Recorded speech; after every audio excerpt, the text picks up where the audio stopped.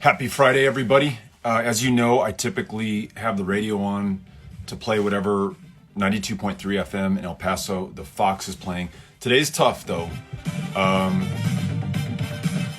But I want to be consistent and faithful to the process that we've established on this program so far. Jack, good evening. Skylar, good to see everybody out there. We're going to have Colin O'Brady on in just a second.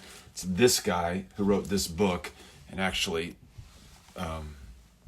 this guy who wrote this book, this guy crossed Antarctica by himself, hundreds of miles in a Arctic wasteland, very far from any other human beings and any possible safety should something happen to him. So he knows something about isolation and social distancing. He's an adventurer, an endurance athlete, pretty amazing person. So thought it might be fun to get to meet him and hear what he's working on, what he's doing right now, and gather any tips that he has for the rest of us. I don't know if you all, and if you weren't, don't go to Twitter today. But for those who were and saw the president's tweets about liberating Virginia and liberating Minnesota and liberating Michigan, really chilling, really fucked up stuff in the midst of a pandemic. So now more than 35,000 of our fellow Americans have died that we know of so far. Unfortunately, many tens of thousands more likely to die, in part because this president sat on his hands for an entire month as this virus spread around the globe, did not prepare the tests or the personal protective equipment or the ventilators that we would need to stop the pandemic or keep people alive who had COVID-19. In the midst of all this, he's asking people to take to their state house steps with AK-47s and AR-15s because that's what they do. See Michigan 2 days ago, see Virginia a couple of months ago, see the state house in Kentucky about a month after that. So sowing chaos and confusion, inviting and inciting violence, and touching upon a theme that he has hit a number of times during his presidency, this idea of civil war and insurrection. And it's not just me characterizing his words. These are some of the words that he has used or retweeted from others.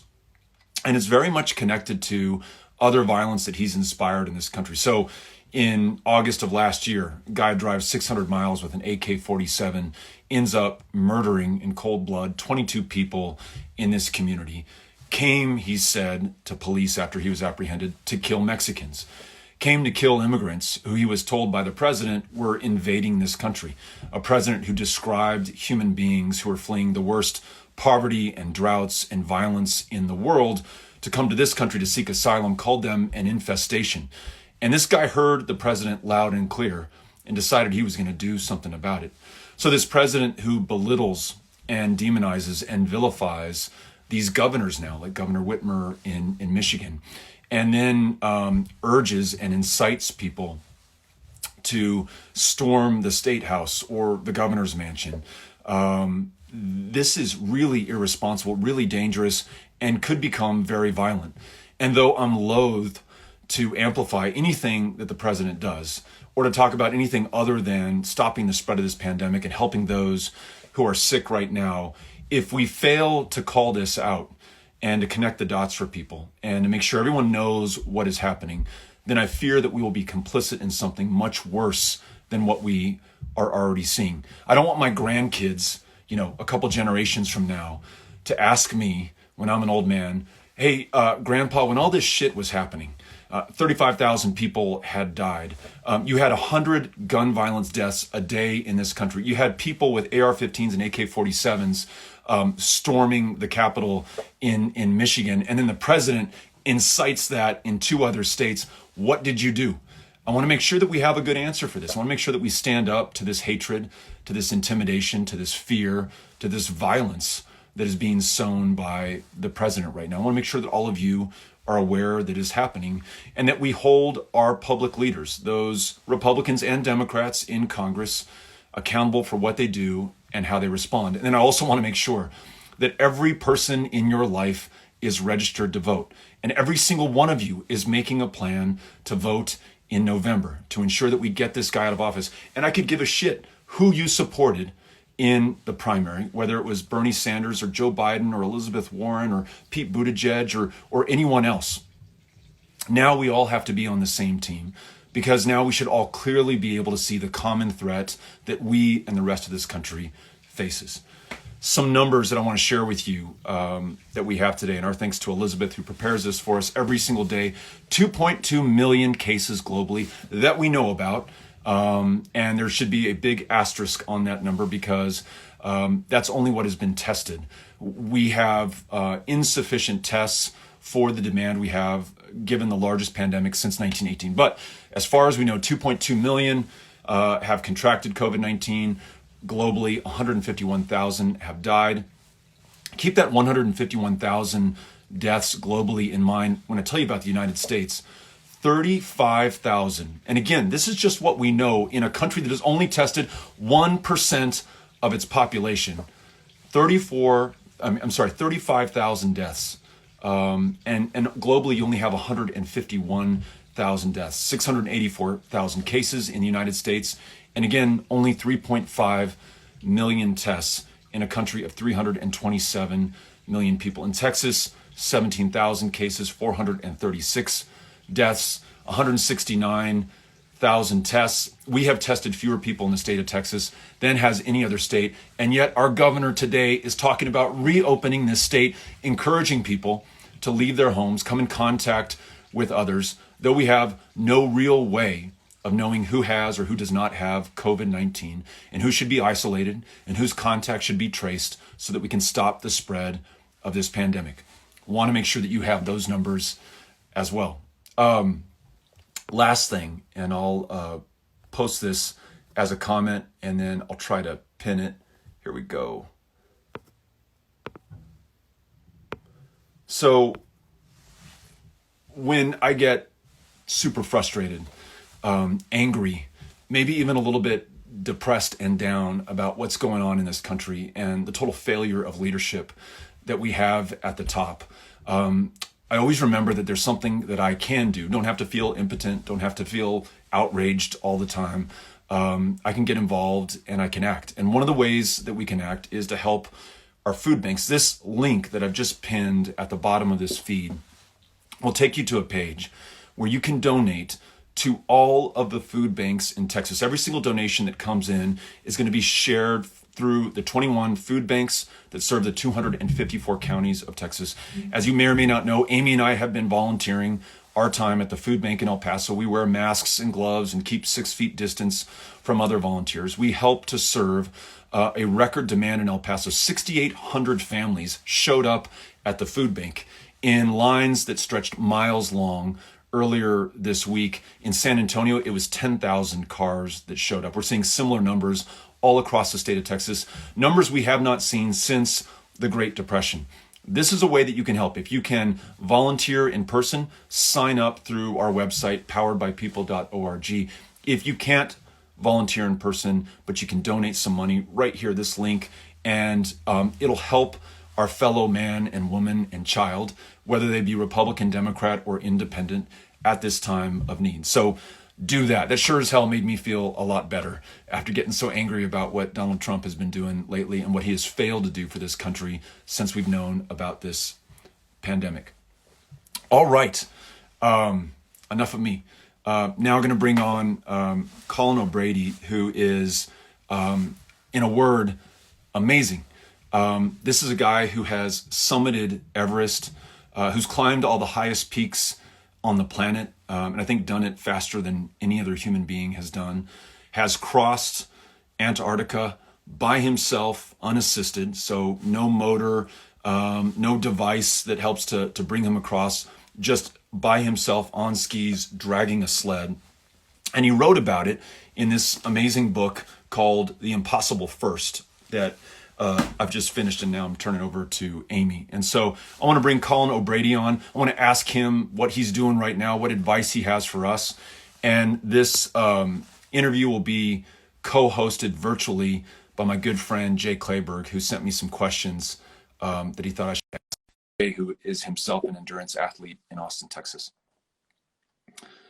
All right, says that Colin's coming up. Let's see if we still. Hey, Colin, how are you?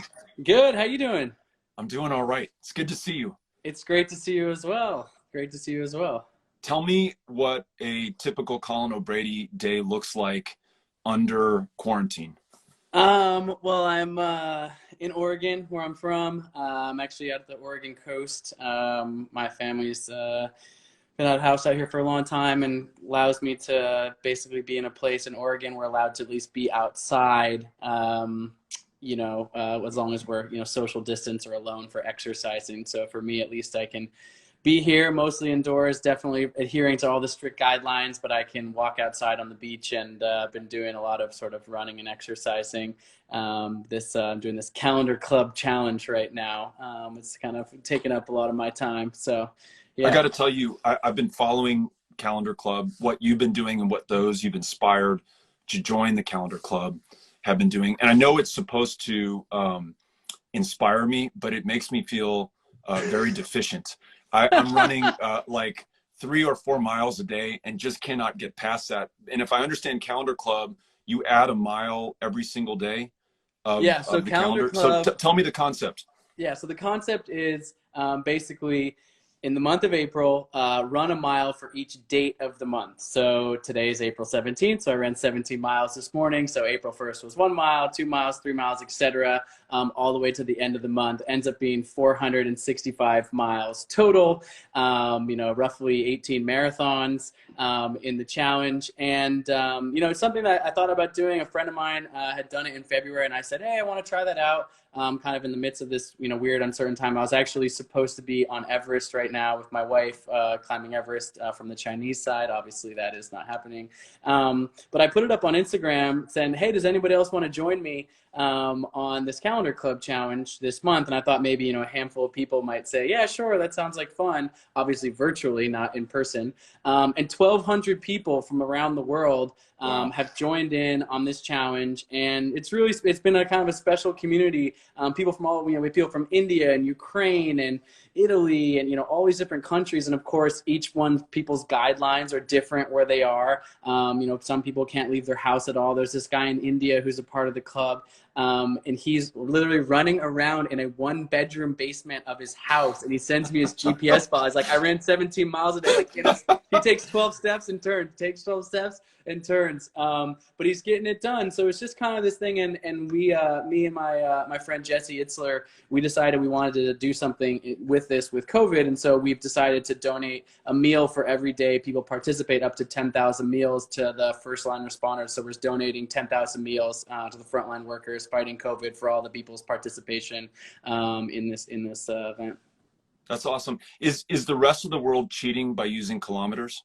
So I wanted people to be able to participate. Obviously, the miles is kind of the A standard, but, I don't want people to get hurt doing this. That's not the point. The point is to do something fun and challenging that we can kind of all do together. And so, I said people could do it in kilometers. And then some people who are stuck in their house and don't want to run in one, square box of thing, there's people doing like planks. So like 1 minute of planks on day 1 and 30 minutes of planks on day 30, or pull-ups or things like that. Just way to people to kind of challenge themselves, get involved in something, kind of have this virtual global community together. And then it's also fun to have this charitable give back to the people who are my heroes at the moment, the people putting their, lives at risk, battling COVID-19, in the hospitals. And for us, I can't, I'm not a doctor or a nurse, and I can't do that work, but to be able to support them financially in the way we can through this project has been really fun. Let me ask you something about working out and training and running in this case. Do you need a goal to perform to, like climbing all the highest peaks faster than anyone else, or crossing Antarctica unassisted, or in this case, running a mile that is equal to the number of days in the month? Can you just go out and run for the sake of running and being healthy, or do you have to have a race or a feat that you train for in order to motivate you and get up and get out of bed and put the running shoes on? Yeah, I've definitely been a pretty goal-oriented person throughout my life, and there's certainly, chasing some of these goals. I guess I have 10 world records now in various expeditions and things like that. But the truth is, honestly, the goal, or certainly the accolades that come with the goal, is not really what inspires me or pushes me. It's doing things. I really doing things that push my own body, and certainly, as you know, it sounds like you just read my book. I'm really thank you for all the kind words you said about the impossible first right here. This is my book recently came out, just at the New York Times bestsellers list. But in the book, although it is about my crossing of Antarctica, you know, I think you probably agree, it's more sort of about the internal journey of growth and, you know, family and compassion and love and kind of a lot of these human elements. And so that really is what inspires me to do these things, to do them in a way that pushes my own boundaries, but also that inspires others. I have a nonprofit that engages students. We had, you know, 600,000 students engaged in my last program. You know, I'm using these expeditions as a way to teach STEM curriculum, things about, you know, travel and, you know, science and technology and engineering and math through the guise of this live expeditions. And so for me, yes, there's a personal level of this, but it's also the whole totality of the journey. And the Calendar Club is the same thing. It's a big journey to do this running, but it's even more fun to do it in this kind of way when we all are kind of cooped up or having a hard time and kind of coming together collectively as this global community. And that's really what inspires me to keep going. There's something that I'm going to take from the book, I hope, for the rest of my life. And it's this idea, and I hadn't heard the phrase before, commit to the break. Can you tell everyone what that means and how that applies in your life? Yeah, so when, so a little bit of context of, in 2018, I made an attempt and was successful.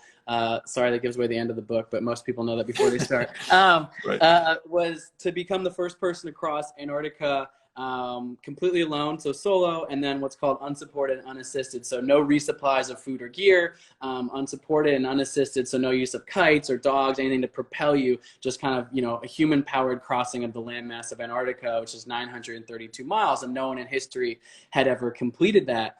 You know, several different people had tried in years previous to me, and then it turned out that while I was making this attempt, there was another guy attempting the crossing at the exact same time. Rudd? Turned into a race. Yeah, Captain Lewis Rudd, this very proud British military guy, very experienced in Antarctica, and candidly, I wasn't nearly as experienced as he was. And so not only am I racing history to try to be the first in the world to do this, but all of a sudden it turns into this head-to-head race. And we get dropped off on the edge of Antarctic continent. We're making this crossing, and immediately he takes off, and I am kind of left in the dust. I am a bit younger than he is, but he was so much more experienced, so much more prepared. The second chapter of my book is actually called Frozen Tears, because I am crying within the first hour. I'm trying to make a nearly 1,000-mile crossing, and I can barely make it the first mile. And I'm just and you called your wife, right? Exactly. Yeah. Jenna, my wife, is a huge part of the entire story, you know, in the building and the creation of our dreams, you know, building the funding, building our nonprofit, and then the logistics. And I couldn't think of anything to do but to literally get on my satellite phone and call her. It's not like I can text her from my iPhone, obviously. And it's really this tough moment because I'm losing the race like immediately, and all hope seems very much lost. And I almost kind of give up on the race, just trying to kind of keep myself out there surviving day in and day out. But on the 6th day, and the point you come up to about committing to the break, is I actually stumble across Captain Rudd out in the middle of this blank Antarctic landscape. It's 24 hours of daylight. There's, you know, there's white as far as the eye can see. It's this really weird, bizarre place to be day after day all alone. And I spot his tent in the distance, and then I eventually pull even with him.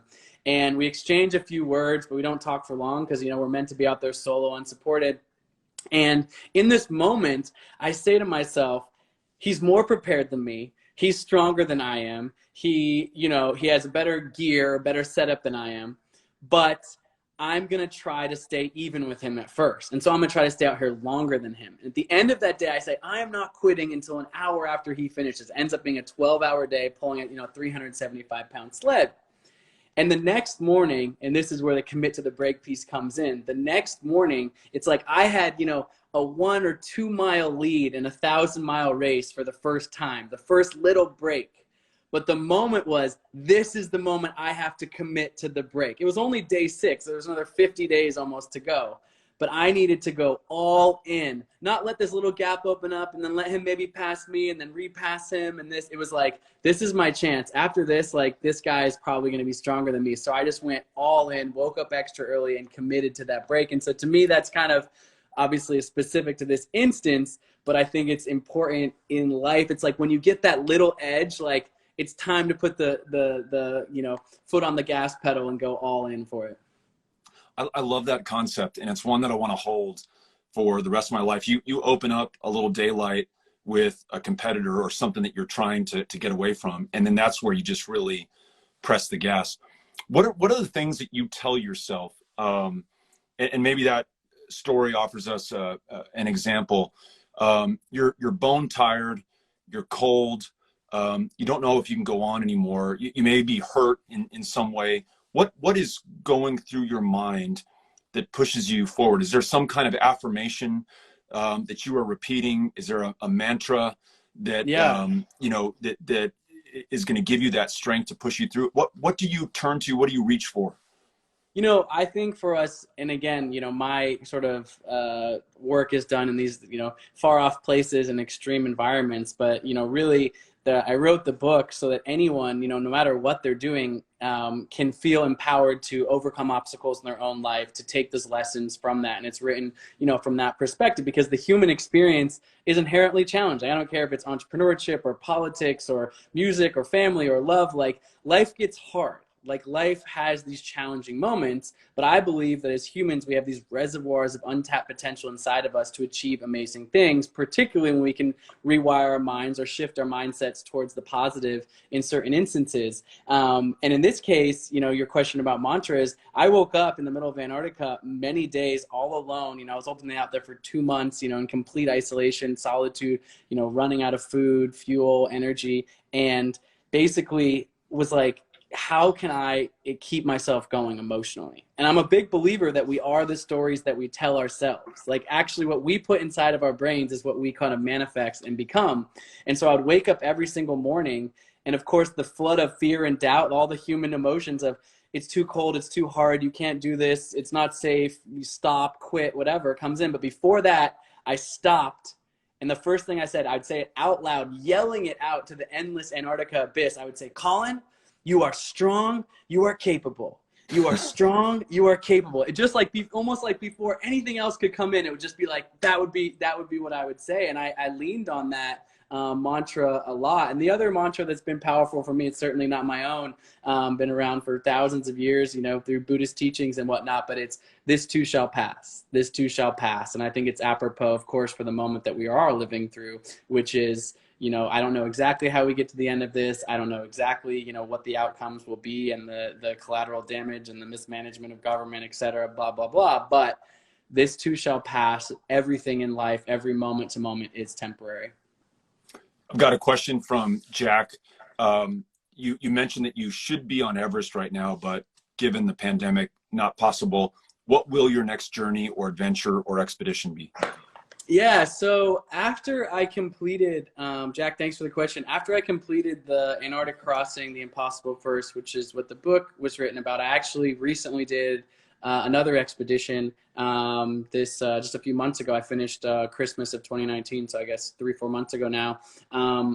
Me and a team of others became the first people in history to row a boat across Drake Passage. So completely human-powered crossing, and never had been completed, from the southern tip of South America across Drake Passage to the peninsula of Antarctica. For those that don't know, Drake Passage is known to be one of the kind of most challenging or rough oceanways in the world. 30-40 foot swells, like icebergs, the whole deal. And we're out in this tiny little rowboat trying to row ourselves across. There's going to be a documentary that Discovery Channel filmed about it that's coming out in the next couple of months. But that was my next challenge. And the reason I took that one on was that I'd never rowed a boat anywhere in my life, ever. I wasn't like a rower in college. I never rowed a boat at summer camp, anything like that. But really kind of one of my core beliefs is this idea of growth mindset. This idea that I think either have a fixed mindset, meaning I am this type of person, these are my set of skills. Or a growth mindset says, I don't know how to do this in this moment, but I can learn and grow and evolve into the thing that I want to become. And so it was sort of, my thesis was,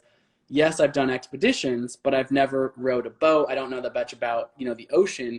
Can I kind of take my world of expeditions, but in a discipline that I had never done, and still high perform at it? And it was a steep learning curve, and it was challenging. And I had some incredible teammates out there, and we faced 30, 40-foot swells and icy cold waters, but ultimately we were successful and became the first people to make that crossing. It's amazing. Gonna bring up this question. How do you apply your experience, Drake Passage, Antarctica, Everest, to what's going on right now with the COVID crisis? I've got to think it's not that hard for you, and many of us are fortunate to be able to stay at home. We're not in essential jobs. We don't have to work at the Walgreens or the supermarket or the hospital, and we have the means to have a roof over our head, food on the table.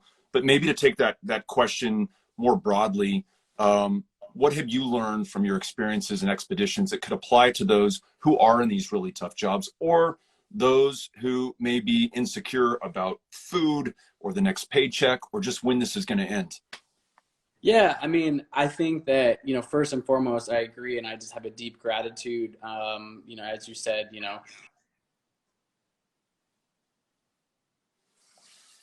not having sort of, this essential job, and having the ability to stay at home and all that is certainly a blessing, without a doubt. But in terms of, isolation, spending, 2 months by myself, Yeah. alone with my thoughts, one of the things that I say is, the human experience, we're, if you go back into our DNA, we were, in tribes, and we were in community, and we were with groups of people, and human interaction, going, back millennium. That's kind of where human beings have originated from. So this isolation is not natural for anybody, even people who would consider themselves more introverted or something like that. And, when you're alone, as I was, kind of the most isolated you can be in this blank white landscape for 2 months, I joke, it's kind of like throwing a party and all of your angels and demons are invited. You're in your own head, essentially. And yeah, I had some euphoric high moments out there, but I had a lot of darkness and a lot of fear and a lot of doubt. And I think that probably the mental, I don't want to say mental illness in terms of, diagnosed mental illness, but the mental illness of anxiety, fear, doubt, shame, all the things that happen to us when we are kind of quiet, alone in our own heads, can be very toxic. And so in terms of the COVID crisis specifically, I think that we really, as a community, as a culture, as a global community, have to think about, where are we applying our thoughts? Where are we applying our minds? If we are a little bit idle, that idle mind can be very destructive, or it can be incredibly productive. It can be incredibly incredible how many things we can kind of come together on and work in our new creativity. And so I myself am choosing to see the kind of silver lining in this moment in history, and hoping that we can realize and learn some lessons about how we can actually come together as a global community, how we can solve big and challenging problems like we'll need to in the future with the likes of climate change and things like that, as a global community. That said, in these micro moments, it's challenging, and isolation can be very tough. And ultimately, I think, not everyone realizes it, but the origination, I like to say, the most important muscle that any of us has is the 6 inches between our ears. And so as we're all protecting our health right now physically by social distancing and, wearing masks and stuff, I think people need to be very conscious and aware of how are you actually protecting that most important muscle, that mental health, so that you can stay in a positive headspace moving forward. This is going to be our penultimate question. I have one more after this. This is from Wesley. What are you listening to right now? And then this question, I know the answer to because I read the book. You made a really interesting decision about the playlist on your iPod or on your iPhone. What did you listen to musically on your Antarctica journey? So what are you listening to now? And then tell us about the decision you made about music on your journey. Yeah, so right now I've been, let's see, on my calendar club long runs, I've been listening to mostly on podcasts more than music. Ritual podcast is one of my favorites. Joe Rogan, some other podcasts like that, The Daily, things like that. But in terms of my Antarctica crossing, I actually chose to, as you know, I see someone in the comments wrote the Frozen 2 soundtrack. That sounds like someone who's at home with their kids, potentially. But I made the choice to actually delete all of my music other than 6 albums. And so going into Antarctica, I actually decided to really embrace the stillness. I really tried to say, you know what? How can I really embrace the power of the stillness? Because I wanted to go as deep into my body, soul, and mind as I possibly could. And so I deleted kind of almost everything superfluous. But I did keep 6 albums, kind of my all-time favorite. Sometimes when I say this to a younger supporter, I see someone saying Rogan is a Trump supporter. All right, we got some interesting comments in here. I'm not sure that's true. I'm pretty sure he voted for Bernie on live on his podcast, but that's a whole other conversation. But anyways, with the 6 albums, it was Bob Marley's Redemption Song, which I was born to. So I took the Bob Marley's Legend, Sublime Self-Titled, August and Everything After, Counting Crows. Let's see, what else was it? American Beauty, Grateful Dead, and then Paul Simon's Graceland, which is one of my all-time favorites. And you know from reading the book that in the middle of all this, I've talked to no one other than my wife on the satellite phone. Paul Simon heard that I was listening to the great album Graceland, and got in touch with my wife and ultimately arranged to call me. I didn't realize it, but I had a satellite phone on my 35th day in the middle of nowhere. I thought someone was like pranking me on my satellite phone. I was so delirious and alone. It turns out Paul Simon is on the other side of the phone. I was like, what? What?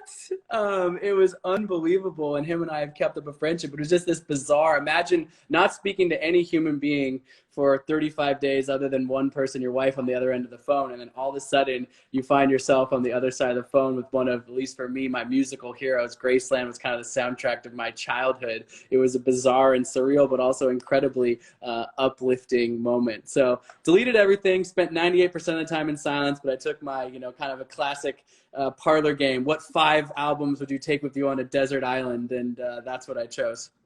I love it. That's such a good story. All right, this is my last question, and it was inspired by something my buddy Jay Kleberg, who's training for the Leadville 50 right now, and training in isolation, and is a great endurance athlete in his own right. But he was talking about the pain that we endure in our lives, and how that can consume us or can compel or propel us. And I remember this great line out of, I think it was Portrait of the Artist as a Young Man by James Joyce. And he's talking about all these things that could have held him down in his life. But he says, these are the nets that I fly by. I'm going to get past all these things that could keep me down. And they may even be the things that lift me out of here. You were so badly burned as a young man to make some people think that you would not be able to walk or certainly compete or live a normal life again. The passage in your book where you describe the excruciating pain that you are in, that is just unimaginable, and it seemed like almost unbearable for you. And then the very long process to recuperate and recover and to literally get back on your feet again. Did it take something like that to propel you to literally the heights that you have reached so far in your career? And what lessons does that offer to any of us who grew up with pain, whether it was physical or mental or otherwise, and how we use that to our own advantage? Yeah, it's a great question, and certainly something I thought long and hard about. I won't tell a very, very brief, 10-second version of the story, but I was severely burned in this fire in Thailand when I was 22 years old. And I was on this tiny little island. There was no proper medical facilities. And ultimately, the doctors told me I would never walk again normally because my legs and feet were so badly burned, about 25% of my body. And it was the most, of course, excruciating, physical pain, but then the emotional pain when a doctor basically says, the life, at least that you thought you had as an able-bodied person, is never going to be the same again, just completely devastating. Fortunately, my incredible mother, Eileen Brady, she came kind of rescued me from that, not, physically, but emotionally more than anything, and came and sat in my hospital room, every day for a month, and encouraged me to kind of look towards the future, ultimately leading to me to set some athletic goals. And I won't get too far down that path of the story, but your question really is pain and or suffering and or challenge or obstacle a source of, of more fear or more doubt, or is it actually a source of strength? And I definitely have chose the latter. I think that, I write, it's, very towards the end of my book, I write that it's not, in spite of the challenges that I've faced that I've gotten where I am, but it's because of them. Meaning, I wouldn't wish the pain of that burn accident on my worst enemy. But at the same time, I can't be blind to the fact that being burned in this fire, being told I never walk again, but then recovering from that actually made me stronger than I ever thought that I would be. And I've started to think of life kind of on this spectrum of 1 to 10, 10 being the highest high that you can reach and 1 being the lowest moment. And I think too often in life, in Western society, with a lot of creature comforts, we are often stuck range bound between 4 and 6. Like, we don't love our job, we don't hate it, our family life is fine, but it's not great, but we're just kind of in this place of comfortable complacency. And I encourage people to actually take the full pendulum swing of the 1s and the 10s. Yes, the 1s are painful. Yes, the 1s are hard. And it's not like we're seeking out the 1s, but by experiencing them, by experiencing the growth of stepping outside of our comfort zone, you can swing the pendulum back all to the other side of the spectrum and have those high heights and the full totality of life's experience. And so that's really kind of been my methodology. And I encourage people, like I said, to step outside of their comfort zone, to take some bumps and bruises along the way, because ultimately those are the fabric of what are going to make you stronger into the future. These are words to live by. I'm so glad I had the chance to listen to you and to share this interview with other people who are watching or who will tune in later and watch this in syndication.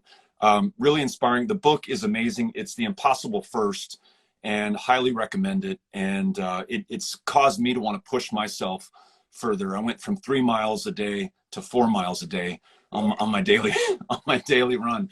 But no, there are some really powerful life lessons, like committing to the break, that are going to stay with me. And looking forward to the next book, the next adventure, watching the movie about the Drake Passage, and all that you do next. So thank you for spending the time with us, and be safe and be healthy. Thank you so much. I appreciate it. Thanks for having me on. And I'm a big fan of yours as well. I'm excited to see what's next on your journey. And potentially at some point we'll have to do the reversal, because I'd like to ask you a few questions as well as about the journey you've been on. So you got it, man. All right. Appreciate you, man. Yeah. Adios. Bye. Bye-bye. All right. That was Colin O'Brady. And again, if you were inspired or you liked what you heard, his book is called The Impossible First. And I just finished it, and it's really cool to have the ability to interview the author of a book that you just read that you really liked a lot, and have him answer our questions. And thanks, Colin, for doing that. Again, closing words: if you have the means and the resources and can donate to the food banks in Texas, there is a pinned link at the bottom of your screen. And every single dollar donated goes directly to the food banks, does not stop with and no money's taken out by any intermediary. And it is equally, I think, distributed to the food banks in Texas, all 21 of them that serve 254 counties, representing 29 million people at a time of record food insecurity. To put it in context, more people applied for unemployment in Texas in the last 4 weeks of this year than did in all of 2019. People are really desperate. They really need the help. And those food banks have a little bit of support from governments, but by and large are dependent on all of us stepping up and making a donation so that they can buy the food that is then distributed to the people who are in need. And again, all across Texas, we're seeing lines of cars that stretch miles long. People who need that week's worth of groceries to feed themselves and to feed their families. Please, if you can, give. This is a way that we can act. We're not impotent in the face of this crisis. We all have a way that we can pitch in, and this is one that you could choose. Really grateful that you all joined us on the program today. A preview of next week. We're going to have Jose Andres who is not just, you know, a world-renowned chef. He is a world-renowned humanitarian who is helping to feed people and save lives all over this country and inspiring people to do it all over the world. So super excited to interview him and to ask your questions of him on our show on Tuesday. I hope that you all will join us. Have a great weekend. Drink a beer, have a glass of wine, unwind, be outside, hang out with your family, turn the cell phone off, and just be good to one another, be good to yourself, and be well. Love you all, and see you next week. Adios.